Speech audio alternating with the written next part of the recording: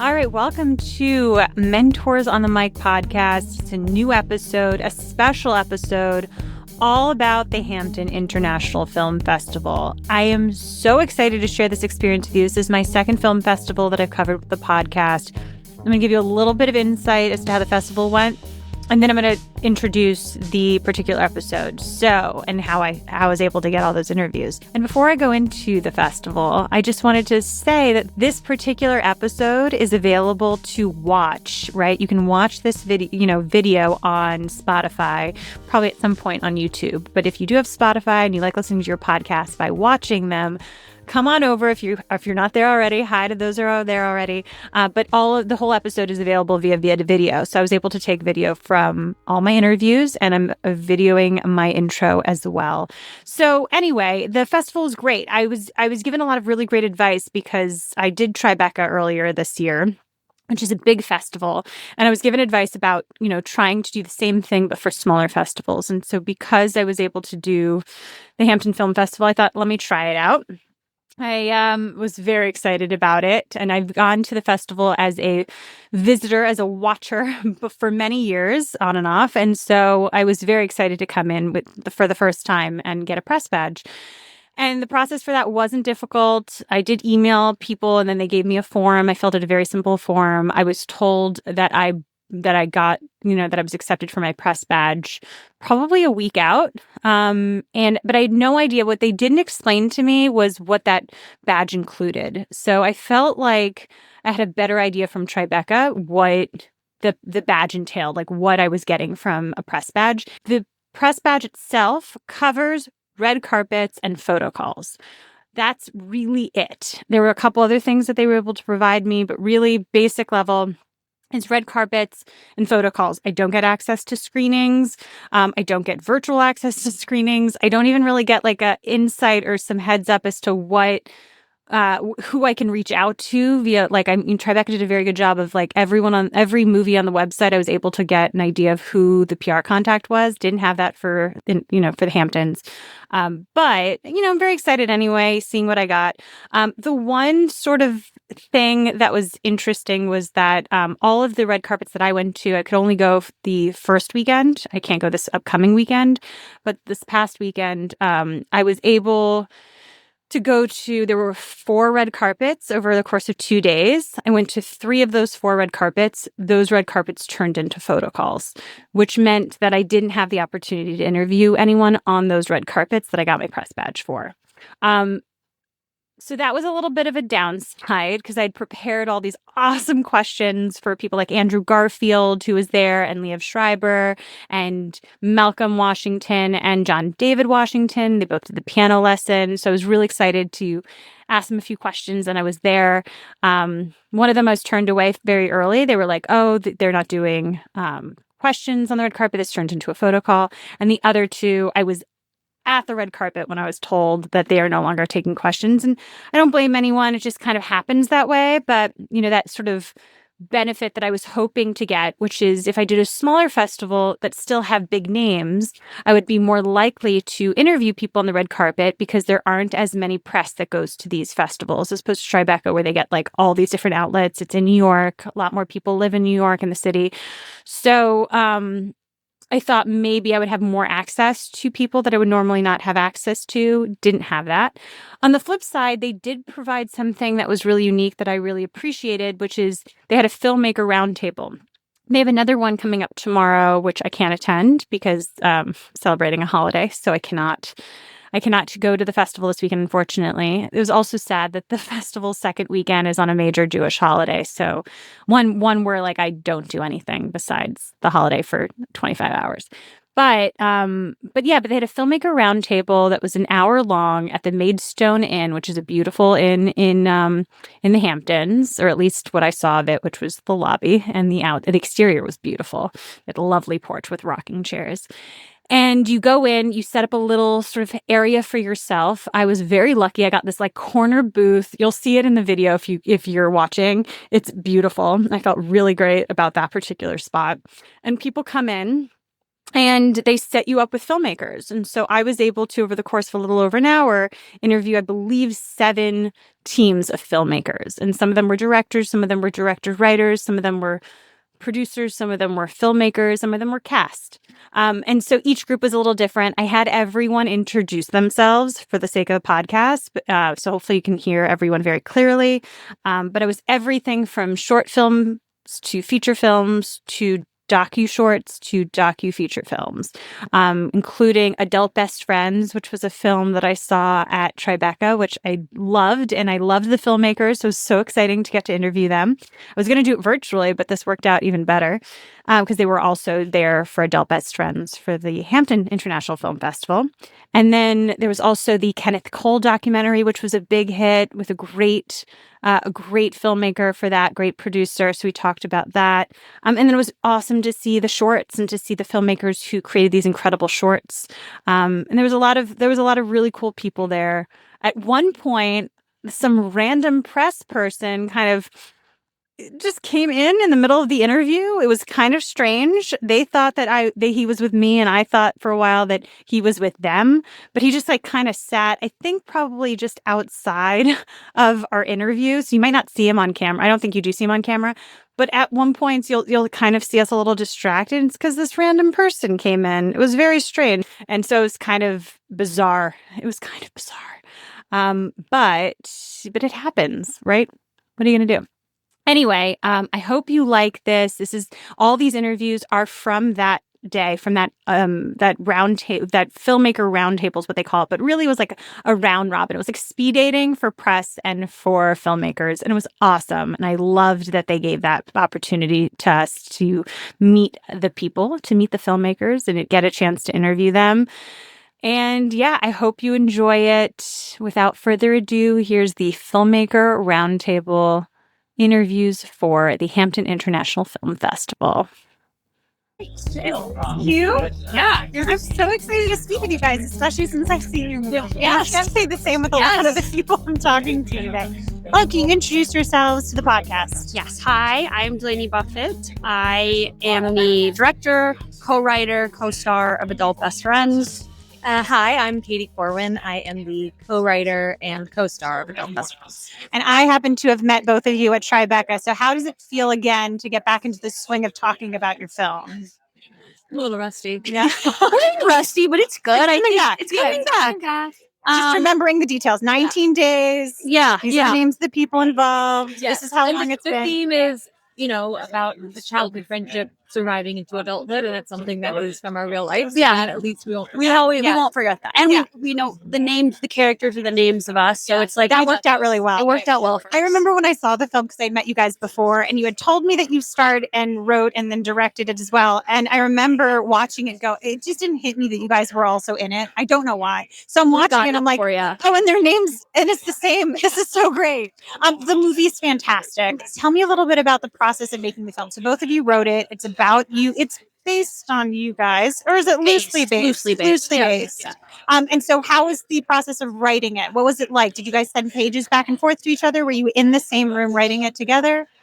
We never really send anything back and forth until we're doing like late revisions. If we're together, then we will work like side by side on the sofa. And then if I'm at home in New York and Delaney's home in California, we will Zoom for hours on end. Right. Nice. Yeah. Oh, great. And so for example, for this trip, are you guys working on anything now, or?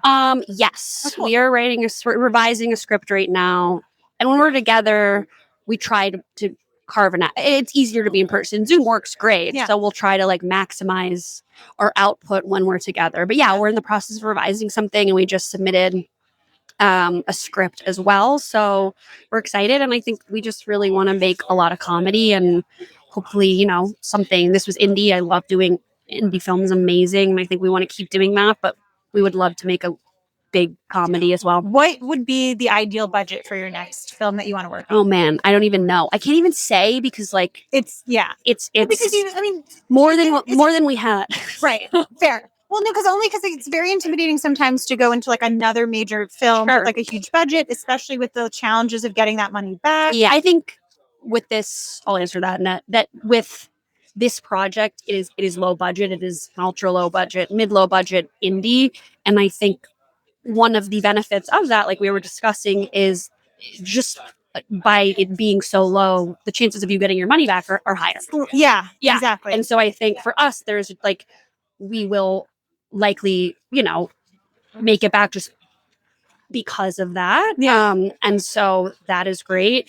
The, obviously the double-edged sword, but it's very, very difficult to make it. And so I think just resources for us in the form of anything, being able to pay, on an indie film, like you do pay cuts, you cut your own pay. Yeah. Like it's things like that. So I think it's being able to supply your You worked crew. on like 105-degree weather in Mississippi. Hypothetically. That was, but I think able to give the crew the resources they need, because it sucks to have to say to the DP, look, we can't have this because it's not in the budget. So to be able to be like, you get this, and sound person, you can actually have someone to hold the boom. You don't have to do everything yourself. And actors, like, we've got the craft services you actually want, like, because like mainly me and Katie and our producer Marie Nikolova doing it, and we're like, okay, we think people would like this, versus having someone actually do craft services. Right. So I think it's just not having to spread yourself so thin. Yeah, I think that's what I was going to say too. I don't know exactly what the dream budget would be, but I think the dream would be to be able to focus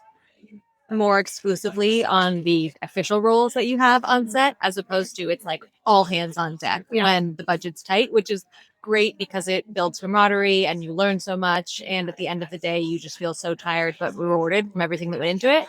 But especially I can't speak to directing, but for acting, like you really need to be present in the moment. You can't be thinking about like, where did I put that sweet stand? It's like, get with it. and then you're also obviously simultaneously juggling being a director. Too. But I thought you guys really approached this film in a very smart way for your first time working on a feature film, if I'm correct, right? So part of it was that you created these characters where a lot of these people, like for example, you had both Zachary Quinto and Cazzie David on. Both of them had, I think, was it each one day of filming? So you had like the same set for every scene. So I feel like filmmakers can think about this as like in a very strategic way. You guys were very strategic in deciding, okay, Zachary Quinto is going to be in this. We're going to knock out his scenes in one or two locations. One location the entire time. Wow. So there we go. So one location the entire time with these people. Cazzie David, the same thing. Was always she had like 2 days, but yes, it was like fair. Yeah, it was one location. With her. Yeah, amazing. So like, tell me about walking into this. Did you know right away that you wanted these people to be in those roles? Did you figure out, okay, I know I'm not going to maybe get them for as long as everyone else. They're not going to all go to Mississippi with me. Yeah, that's a big thing. Yeah. So how did that?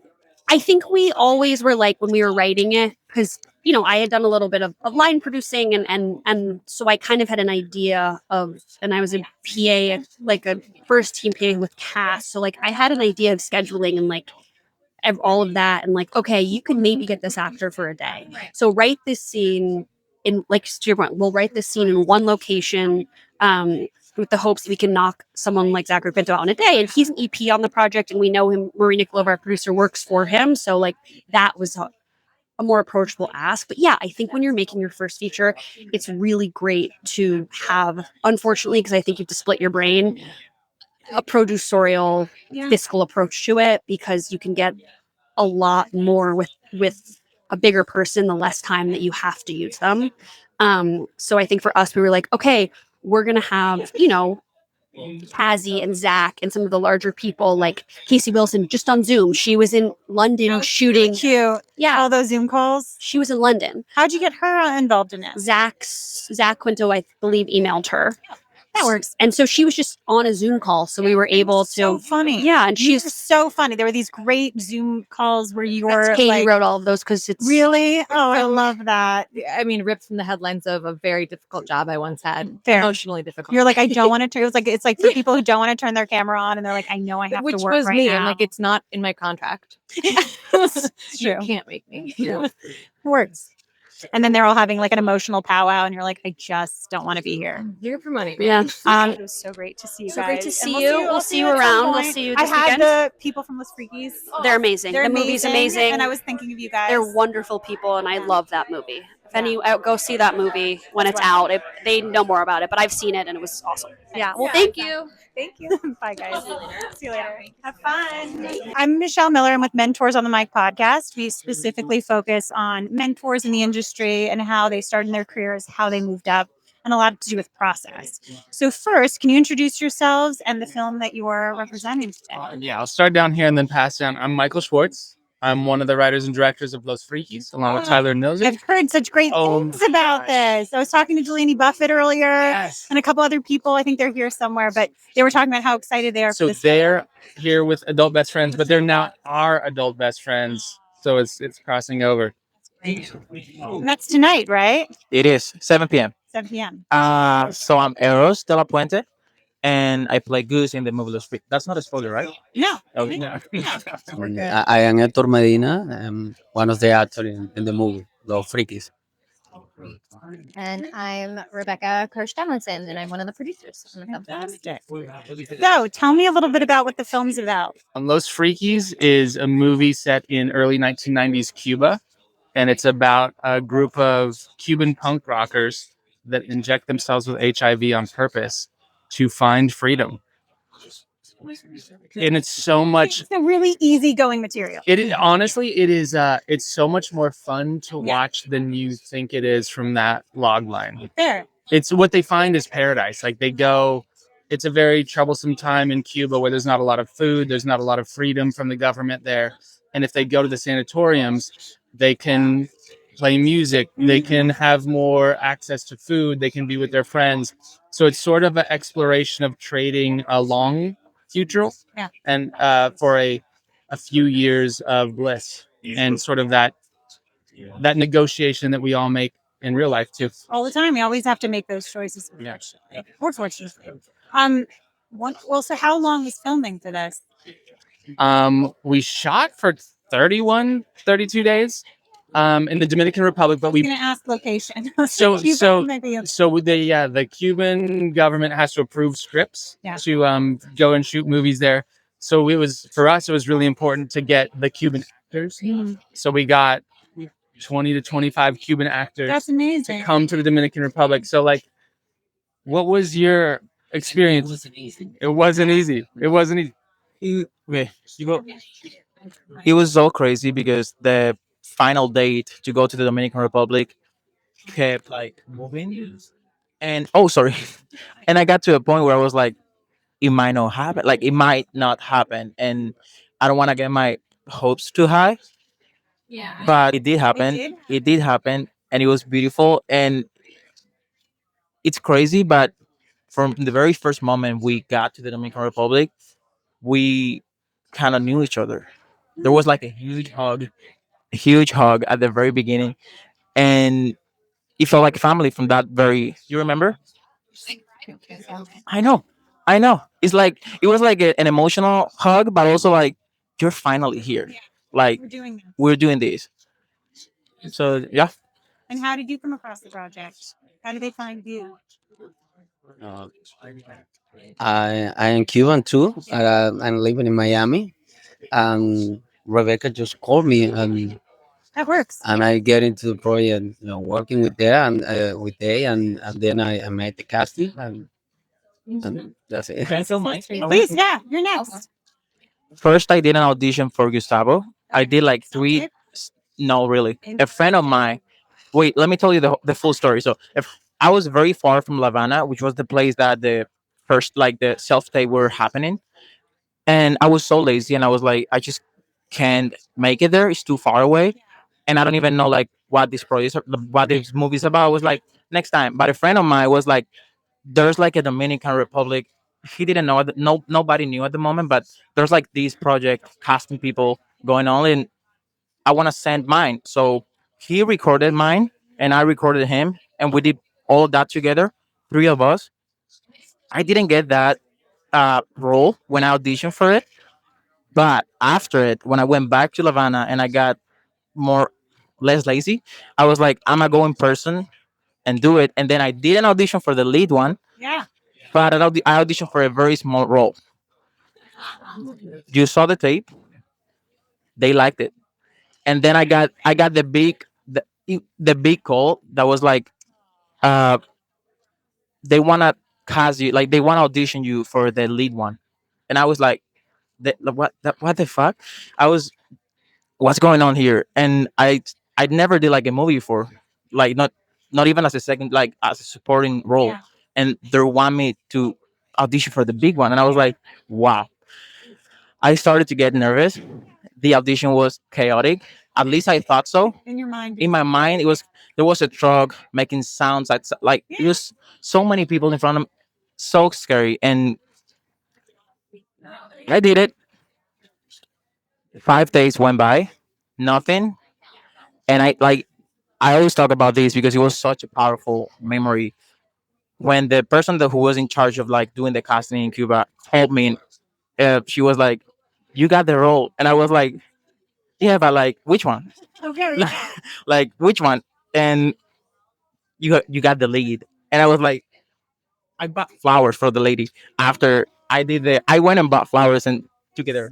I also need to tell you that Eros, when we made the movie, did not speak a word of English. And he's right now, from when we wrapped to right now, we said, please learn English so you can do press, so you can do this stuff right now. And he's nailing it. Oh, he's like, don't ask me any other questions. I don't care about that answer. I've been working on that answer. I don't do a shorter version. That's what I've got. Just don't ask me any more questions because That's it's going it. to be in Spanish. That's it. That's it. Amazing. Well, I wish I could talk to you longer, but they've already told me I need to keep these shorter. Thank you so much. Thank you guys so much. My name is Dory Berenstein, and I am the director and producer of A Man with Soul, The Impact of Kenneth Corwin. Amazing. I've heard such great things. It's premiering today. Yes. I know I was even talking to a couple filmmakers who said that they're going to make sure that they see this. This is great. Can you tell our audience a little bit about what it's about? Certainly. I mean, Kenneth Cole is a legendary fashion designer, but the film really focuses on his social impact over 40 years and his just extraordinary fusion of cause and commerce. He's always integrated the two, and so cause and support of the important social impact issues have been part of his platform from the very beginning. And so we begin with the film and Kenneth's incredible work on behalf of HIV/AIDS, and we touch upon his work on behalf of homelessness, on social justice and gun control, but also really focus on very much on the work he's doing now on mental health. Yeah. And he formed the Mental Health Coalition, and that's already having a huge impact. So was that the reason why you were drawn to this film, to the subject matter, or what was the reason you were drawn to this? Yeah, very much so. I mean, I've known about Kenneth and Kenneth's commitment to cause for a very, very long time. Yeah. But I had the opportunity in 2018 to collaborate a little bit with Kenneth and his team because I produced Broadway shows and I had to come on Broadway.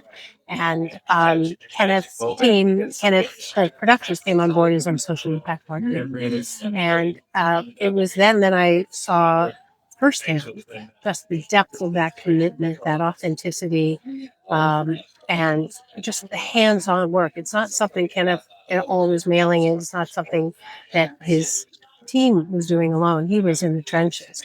And I was so inspired by that, and also learned at that time that Kenneth was thinking about taking the blueprint from the work he had done on HIV/AIDS, which was extraordinary. Yeah. And applying it to mental health. And I was very excited about that. And this is pre-pandemic.